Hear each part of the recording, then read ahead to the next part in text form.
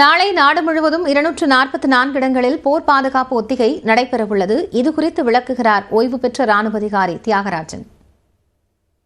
இதனுடைய முக்கியமான என்ன காரணிகள் அப்படின்னு நம்ம பார்க்குறப்ப முக்கியமா சொல்லணும் அப்படின்னா, வான்வழி தாக்குதல்ல பொதுமக்கள் என்னென்ன நெறிமுறைகளை, என்ன வழிமுறைகளை நாம் கடைபிடிக்க வேண்டும் அப்படின்னு சொல்லலாம். அந்த வழிமுறைகள் அப்படின்னா, எதுவும் சைரன் வைப்பாங்க. அந்த சைரன் ஒரு ஒரு ஏர் அட்டாக் வர்றதுக்கு முன்னாடி எவ்வளவு முறை அது ஒலிக்கும். ஒரு முறை ஒலித்தால்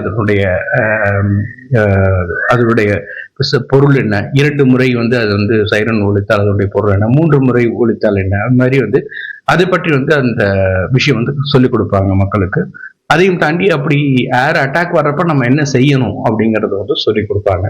அதையும் தாண்டி நம்ம பார்க்குறப்ப பள்ளிகளில், கல்லூரிகளில் இருக்கிற மாணவர்களுக்கு என்னென்ன செய்யணும் ஒரு அட்டாக்னு வந்தா, அது மாதிரி மத்திய அரசு மாநில அரசுங்களுக்கு சில நடவடிக்கைகள், அதாவது போர்க்காலத்துல அவருடைய ஹாஸ்பிட்டல்ஸ், அங்க இருக்கக்கூடிய பொதுநல மருத்துவமனைகள் என்ன உதவிகளை செய்ய வேண்டும், எப்படி ஒரு உதவி செய்ய வேண்டும், மீட்பு பணி எப்படி இருக்க வேண்டும், அது மாதிரி பார்த்தோன்னா சில முக்கியமான இன்ஸ்டாலேஷன்ஸ் அப்படின்னு சொல்லுவோம். அணு உலைகளாக இருக்கட்டும், அல்லது எண்ணெய் கடன்களாக இருக்கட்டும், அது மாதிரி நம்ம பார்த்தோம்னா கம்யூனிகேஷன் ஹப்னு சொல்லுவோம்.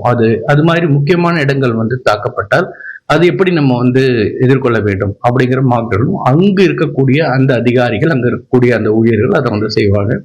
இது பயப்படக்கூடிய ஒரு விஷயம் கிடையாது. மாக்டல் அப்படின்னா மக்களிடம் இருக்கின்ற போர் பயத்தை எடுப்பது மற்றும் போர் வரும்பொழுது என்ன செய்ய வேண்டும் அப்படிங்கிற அந்த அறிவுரைகள் தான் நம்ம மாக்டல் அப்படிங்கிறது. ஆகையால் பீதியோ பயமோ யாருக்கும் தேவை கிடையாது. இது சாதாரணமாக எந்த ஒரு நாட்டிலும் போருக்கு தயாராகும் பொழுது, இல்ல போர் வருகின்ற நிலை இருக்கும் என்ற ஒரு எண்ணம் இருக்கும் பொழுது எல்லாரும் செய்யக்கூடிய ஒரு நிலை தான். நம்ம 1971 இந்த மாக்டல் நம்ம பண்ணோம்.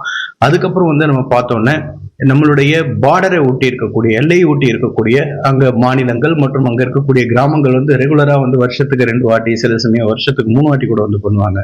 இன்னும் எனக்கு பசுமரத்தாணி போல் எனக்கு நினைவு இருக்கின்றது. 1999 நாங்க ராஜஸ்தான் பார்டர்ல, ராஜஸ்தான் பார்டர்ல நாங்க டிப்ளாய்மெண்ட் ஆகிருந்தப்ப பாகிஸ்தானுக்கு எதிர்த்த மாதிரி அப்பயும் இந்த ட்ரில் கடைபிடிக்கப்பட்டது. அது மாதிரி 2001 பாகிஸ்தான் இந்தியா ஸ்டாண்ட் ஆஃப் அப்பயும் இது கடைபிடிக்கப்பட்டது. ஆனால் அது இந்தியா முழுவதும் கிடையாது. இப்போ 244 அந்த டிஸ்ட்ரிக்ட் சொல்லியிருக்காங்க. அது இல்லாமல் இந்தியாவில் சில இடங்கள்ல கண்டுபிடிக்க அந்த பகுதிகள், நார்த் பகுதிகளில் கடைபிடிக்கப்பட்டதை பார்க்கலாம். ஆகையால் பொதுமக்கள் பீதி அடைய வேண்டாம்.